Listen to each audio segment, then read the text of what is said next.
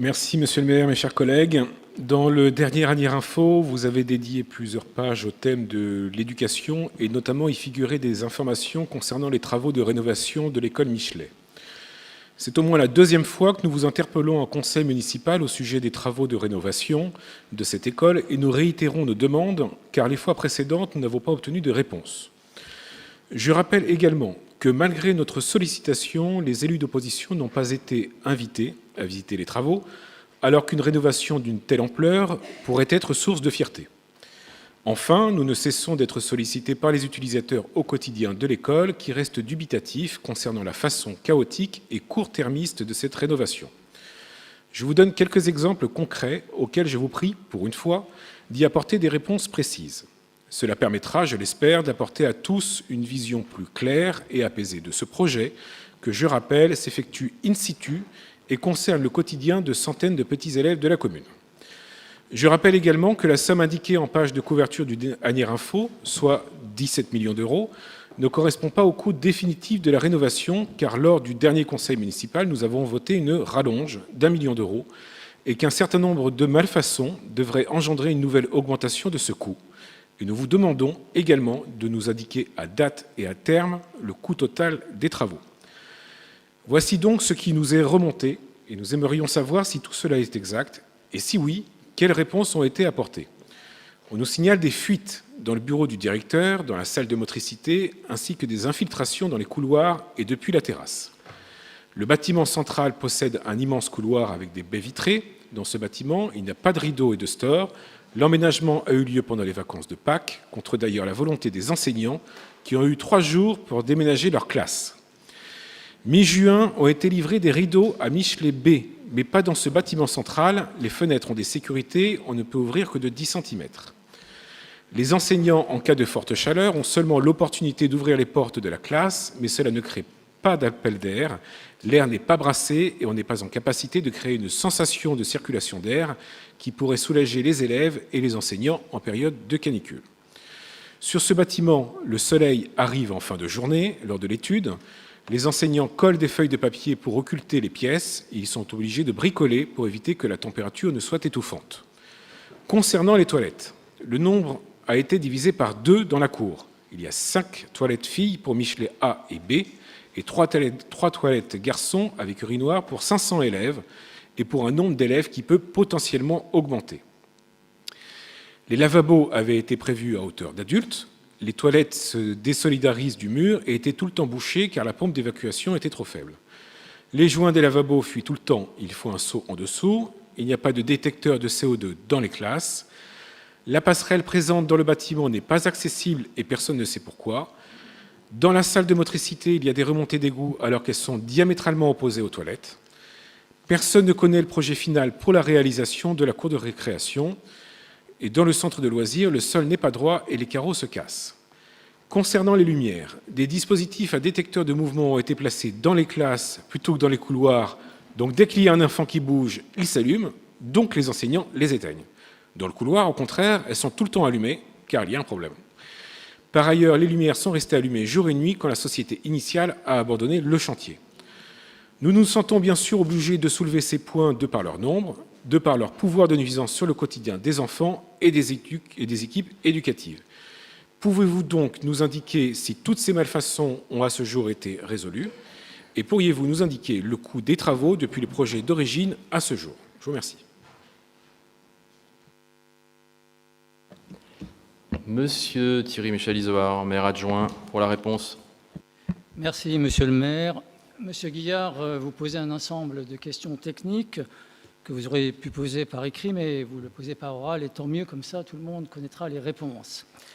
Avant de vous répondre sur l'ensemble des points que vous soulevez, d'ailleurs avec une certaine acrimonie, je tiens à vous rappeler que le groupe scolaire Michelet date de 1895, comme en attestent les façades, et que sa rénovation a été considérée comme prioritaire dès le schéma directeur de 2008. Pour autant, rien n'a été fait sur ce bâtiment de 2008 à 2014, alors que les locaux étaient non conformes et que les normes d'accessibilité et de réglementation thermique n'étaient pas réalisées. Pendant 6 années, la majorité socialiste a laissé les enfants et les personnels travaillaient dans un cadre vétuste et totalement inadapté. Dès 2018, Monsieur le maire et Madame Aeschlimann, Madame la sénatrice, maire adjointe à l'éducation, ont voulu engager la rénovation de l'école.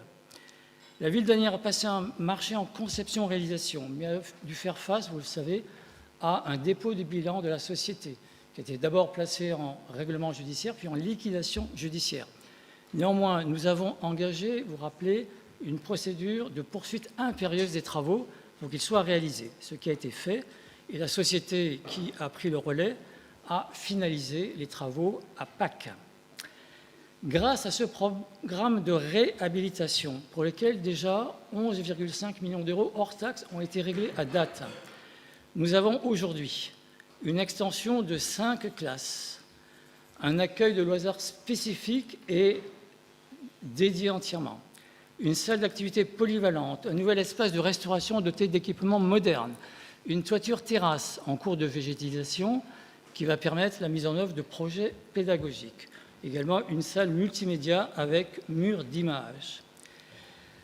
Comme toute opération de cette ampleur, le chantier comporte des réserves qui vont être levées petit à petit. Et ce chantier, vous le savez, va faire l'objet d'une deuxième tranche qui sera lancée, l'appel d'offres sera lancé en octobre, et nous prévoyons une délivrance à peu près au deuxième trimestre 2024. Pour revenir à votre question, nombre de vos affirmations sont parfois inexactes, obsolètes, et vous avez des propos qui sont parfois tronqués. Vous indiquez qu'il n'y a pas de détecteur de CO2 dans l'école. Toutes les classes en sont équipées. Vous indiquez que personne ne connaît le projet de cours de récréation. Le projet a fait l'objet de présentations en séance publique, également dans les séances que je mène avec les parents d'élèves. Et en l'occurrence, une nouvelle dalle sera coulée le 11 octobre, provisoirement, parce que la dalle définitive sera faite pendant l'achèvement des travaux en deuxième tranche. Vous signalez des fuites. Là encore, il convient d'actualiser. La fuite dans le bureau du directeur que vous signalez a été résolue, de même que les fuites des terrasses. Il subsiste, il arriverait, au niveau de la salle de motricité qui provient de la passerelle, une fuite qui va être résolue la semaine prochaine. Vous indiquez que des sécurités empêchent l'ouverture des fenêtres, mais c'est les normes qui nous obligent à avoir un empattement de 10 cm, parce que sinon il y a un risque de défenestration. Les enfants se hissent sur des chaises, il y a bousculade et il y a défenestration. Donc il y a même des professeurs qui ont demandé d'avoir les clés pour ouvrir plus les fenêtres. On ne pourra pas leur donner, parce que c'est des questions de sécurité qui s'imposent. Vous avez enfin dit qu'il y a une chaleur extrêmement importante dans les bâtiments neufs. Des stores ont été posés pendant tout l'été en bâtiments extérieurs afin que les murs ne fassent pas réfection, ne fassent pas four. Et d'autre part, nous posons à l'intérieur des salles des rideaux pour permettre l'évacuation de l'air et permettre aussi que la lumière du soleil soit filtrée, que les enfants puissent voir les tableaux qui sont des tableaux numériques. Pour les sanitaires, vous dites qu'ils sont insuffisants. Mais si on analyse l'école dans sa globalité, Michelet A et Michelet B, le nombre de sanitaires répond aux normes.